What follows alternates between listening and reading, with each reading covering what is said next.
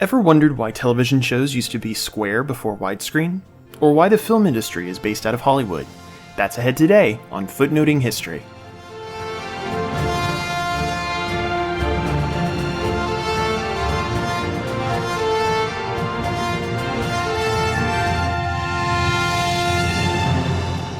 Hello, and welcome to Footnoting History. My name is Nathan. Today on the show, we're going to be continuing with part 2 of our look at the early history of the film industry. In case you haven't listened to part 1 yet, you might want to click over and do that, as we'll be picking up right where we left off. Don't worry, I'll wait. Alright, now before we get started, I should say that up to this point, we've largely focused on the American film industry, and while it pains me to do so, that's where we're going to be basically staying for this episode as well. There's some fascinating things happening in the teens and 20s in film outside of America, particularly with the surrealist films of Salvador Dali and Luis Buñuel in France, and the early Soviet films of Sergei Eisenstein.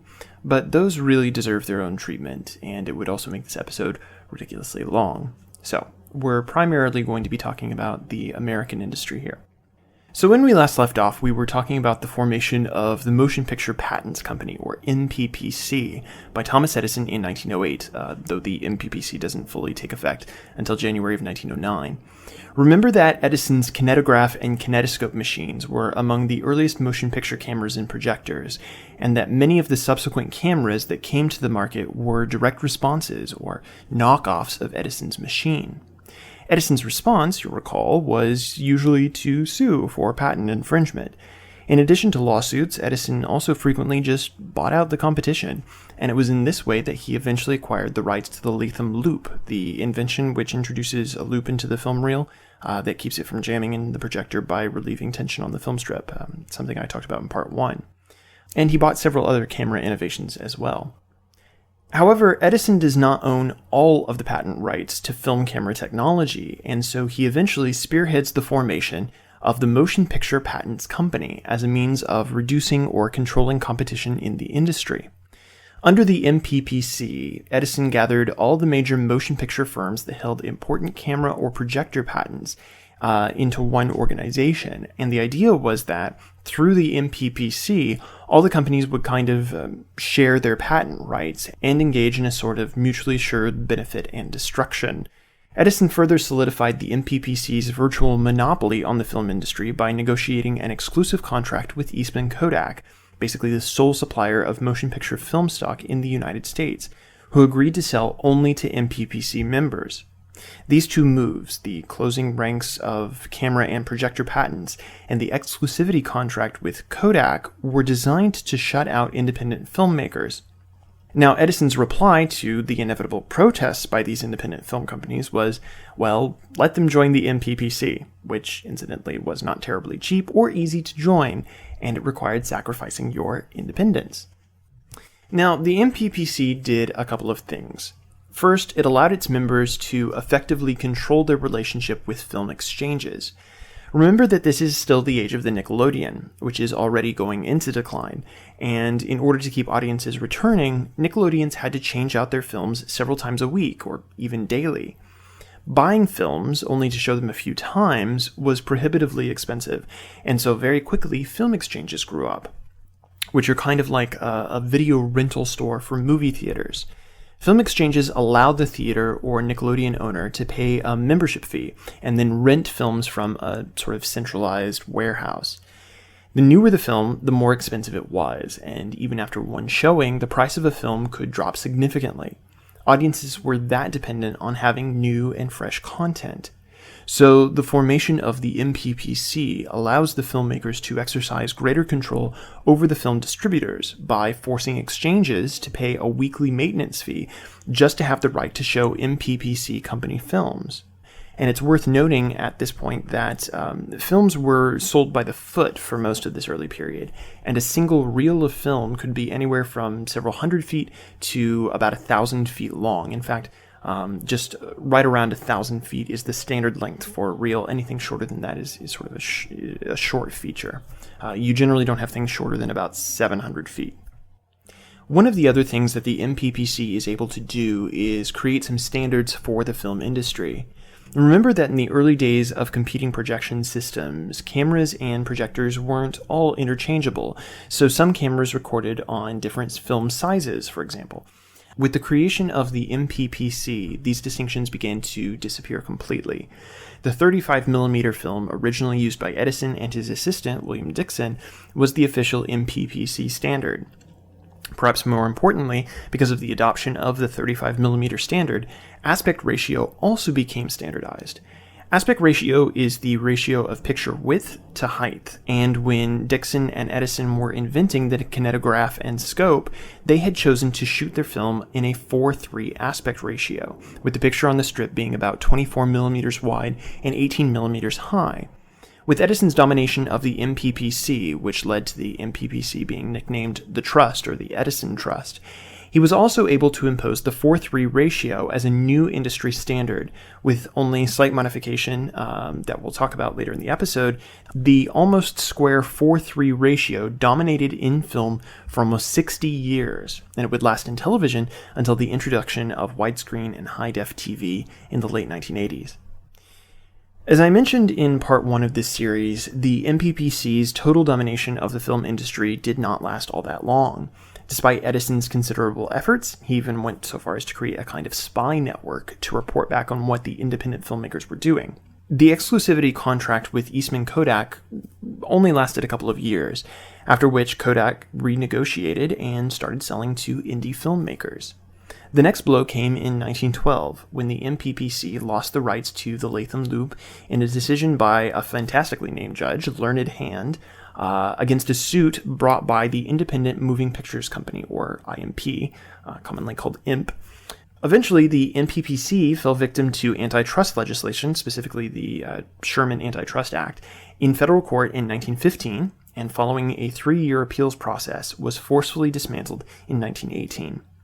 But by the time the MPPC was dismantled, it had long since lost control over the film industry, which was in a period of dramatic change. Seeking to geographically remove themselves from the center of the MPPC's control, which was New York and New Jersey, though a couple of MPPC companies were based in Chicago, many independent filmmakers relocated further south and west, moving into places like Texas and Florida before landing finally in Southern California. There they found conditions which were incredibly amenable to filmmaking, particularly the amount of sunlight. This may seem like an odd consideration today, but filmmaking in the first 2 decades of the 20th century relied primarily upon natural sunlight to fill a scene, as artificial lights were generally too weak to do so. Even interior scenes were filmed in studios with glass roofs, and so the plentiful sunshine of Southern California was ideal for filming, particularly during winter months, and allowed studios to meet the massive turnout rate necessary to compete in Nickelodeons and early movie theaters. Add to this the fact that the area around Los Angeles has a diverse geography. You have mountains and beaches, forests and deserts, all within relative close proximity of one another, and thus it's easy to film a variety of exterior scenes. And it becomes clear why this becomes the new destination for the emerging film studios. But the nature of the movies themselves were also starting to change. In Europe, studios began producing films that were multiple reels in length, particularly as part of a movement known as film d'art. This was basically the filming of stage plays, and while they only enjoyed limited success in the United States, film d'art helped push the American industry toward more long-form films. Already the industry was headed in that direction because of popular demand for more narrative films rather than sort of the series of short films common in most Nickelodeons. Now, feature originally meant any film that was more than 1 reel long, but over the decade of the 19-teens, it comes to mean the primary film that audiences were coming to the theater to see, to distinguish it from shorter films which were also being shown as part of the package. Once the idea of multi-reel films begins to catch on, it also meant the death of the small, cramped, and uncomfortable Nickelodeon and the rise of the movie palace or movie theater. If audiences were to sit for any length of time to enjoy a production, they had to be comfortable, so padded seats and public restrooms became the norm. Following World War I, as America moved into the Roaring '20s, theaters became architectural marvels, with some venues incorporating Egyptian, Greco-Roman, and other exotic art forms into their designs, as well as the emerging Art Deco style. In addition to longer and longer films and better venues, audiences also began to become attached to particular performers. In the early days of film production, actors were usually uncredited or received no billing as part of the performance, which is how the MPPC generally wanted it, with one or two exceptions. People were supposed to go see a film because it was a biograph or a vitograph film, not because of the actors in it. And to some degree, acting in films was considered second-rate to acting in the theater, largely because the film was silent, it was a popular medium, and it didn't require line delivery on the part of the actor.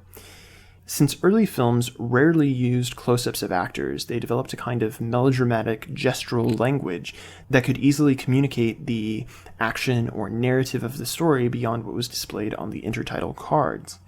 Even before the MPPC began to crumble in 1913, this system began to change, and production companies began to collect a stable of actors attached to their studio.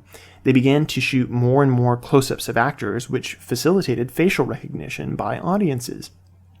The flip side of this, sort of emerging star culture, was the issue of typecasting. Studios wanted an actor who was instantly recognizable as a hero, a villain, the love interest, the virginal ingenue, the tempestuous vixen. And so some actors and actresses tended to get cast in the same roles over and over again because they had a face that was easily recognizable as a particular character. In addition to close-ups, the way that films were shot began to change, particularly with the way that films were edited. Editors today sometimes have a reputation as second directors of a film because they piece together the best shots and, in effect, they create the actual narrative of the film. Even in the 19-teens, the way that stories were told on film was still evolving, and the idea of simultaneous action was just beginning to emerge. At the beginning of the period, if a film wanted to show action that was happening simultaneously inside and outside a building, it would essentially present the same scene twice, once depicting events going on inside, and then the same scene from the perspective of those outside. The innovation that emerged in this period was that of parallel cutting, where the editor would cut back and forth between the inside and the outside of the building so as to indicate that these events were happening at the same time. Today we take this kind of editing for granted, but it was something that was fundamentally new in the 19-teens. It did, however, take time for audiences to adjust to some of these new editing techniques because they were so used to these long sort of scenes. Some early critics actually derided the cutting technique as jumpy and confusing. You kind of have to wonder what they would think of a Michael Bay film today, but eventually the new techniques won out because of the narrative license that it gave to the filmmakers. Speaking of editing, this would be a good time to talk about the role of women and minorities in these early decades of film. Now, obviously, women were employed as actors, but beyond that role, their involvement in the new industry was relatively confined. There were only a few female directors, most notably Lois Weber, who was a contemporary of D.W. Griffith. In 1917, she even created her own production company, Lois Weber Productions. One of her most innovative contributions to filmmaking was the use of the split-screen technique, which she first used on her 1913 film Suspense in order to show simultaneous action. She was also the first director of a Tarzan movie, producing Tarzan of the Apes in 1918. But her greatest film, at least in my opinion, probably because it hits a little too close to home, is her 1921 production, The Blot, which is about the problems surrounding an underpaid college professor and one of his troublemaker trust fund students, who is eventually changed by his love for the professor's daughter and actively campaigns to have his rich father, who is a trustee of the university, do something about the poor living and wage conditions of the professor and his family. All I can say is I have taught hundreds of students in my career, and this has never happened to me. Maybe I'm not doing it right. But the number of female directors, as I say, remains very small. One area, though, in which women dominated, perhaps surprisingly, was that of cutting, or editing. For most of movie history, film editing has been an incredibly laborious and tedious process, as you have to physically cut the film and splice it back together to create the final cut. This is why the term cut is used in movies. When you cut to a scene, the editor has to physically cut the film and tape samples from two reels together in order to create the transition. It was not at all glamorous work, and, well, therefore, largely given over to women. Here, several women were able to make their mark on the industry and on film. While few details survive about these women who were early film editors, and actually a lot of historical work remains to be done in this area, we do know about a few of them. Perhaps the best known editor from this period was Margaret Booth, who served as the editor for D.W. Griffith and eventually Louis B. Mayer, who you may remember from our Academy Awards podcast, forms the third letter in Metro-Goldwyn-Mayer, or MGM, and would be the man responsible for the creation of the Academy of Motion Picture Arts and Sciences. And she continued on at MGM after Mayer Studios merged with Metro-Goldwyn Pictures in 1924. Editing is actually an area which still today has a proportionally larger number of women in the film industry, though they are distinctly in the minority as well as in all other areas of production. And some female editors have even won acclaim in their relationships with particular directors. One thinks particularly of Martin Scorsese's long-working relationship with Thelma Schoonmaker, who has edited every Scorsese film since Raging Bull in 1980. The early decades of film were also an important time for African-American filmmakers and actors. There were some early attempts by some African Americans to create black production studios, most notably the Lincoln Motion Picture Company in 1916, which was created to make films specifically for black audiences. That said, the company had to employ white directors. Well, I say had to. They actually turned down one black director, one of the few black directors out there, Oscar Micheaux, who was a novelist turned director. He actually has a very long career in Hollywood, making films specifically for black audiences. In the case of the Lincoln Motion Picture Company and several other African-American studios which arise in the 19-teens and 20s, the African-American audience was just too small to support sustained film production, and there weren't enough white people going to see these films, and so these companies were relatively short-lived. The Lincoln Motion Picture Company closes its doors in 1921 after just 5 years in production. Although minority studios struggled in the new film economy, many new studios succeeded, in part because of World War I. While the American domestic market was thirsty for new films, it did face some competition from European markets. Since movies were still silent, it was incredibly easy to adapt a foreign film for English-speaking audiences. Only the title cards had to be changed. The MPPC had initially sought to limit distribution of foreign films in the United States, but what really made a difference was the war. While European studios did continue some production after the start of World War I in 1914, it was massively scaled back, particularly when it became apparent that the war was not going to be over quickly. This enabled American studios, who were unaffected because the United States did not enter the war until 1917, they could export their films into the European markets. The boom in the American film industry continued well after the war, and the late teens and early 20s saw the creation of a number of studios that still exist today. I mentioned IMP earlier in the podcast, and its owner, Carl Laemmle, will eventually create Universal Pictures. And in 1915, he built a 250-acre studio lot in the San Fernando Valley that became Universal City. William Fox, who was the son of Jewish-Hungarian immigrants, founded the Fox Film Corporation in 1915, moving production to LA in 1917, though it's not until 1935 that his company merges with 20th Century Productions to create 20th Century Fox. In 1904, Albert, Harry, Jack, and Sam Warner, four brothers, buy a Nickelodeon in Youngstown, Ohio. Eventually, they move to California and begin setting up production there, and in 1923, they found Warner Brothers Pictures. And these are just a few examples. Columbia, RKO, MGM, and Paramount all trace their founding to this period. The 1920s were the absolute pinnacle of American silent film production, and business was booming. It should be added that studios didn't just control movie production, they also controlled distribution. Several studios directly emerged from theater owners who were fed up with the MPPC's direct control of the industry, and so when they formed production companies, it was to create films for distribution in their own theaters. Thus, it was fairly standard practice in the 19-teens and 20s for Paramount films, for example, to be screened in a Paramount theater, or Warner films in a Warner theater. This vertical integration persisted until it was forcibly disbanded by order of the Supreme Court in the 1940s as a result of U.S. versus Paramount. After 1927, however, the golden age of silent cinema came to a swift end with the introduction of sound. For years, movies had actually been accompanied by music. sometimes by a live band or by a solo piano, other times by a recording. A few theaters even had automated organs for this purpose. But truly synchronous sound was never used, even though the technology for it existed since about, I think, 1924.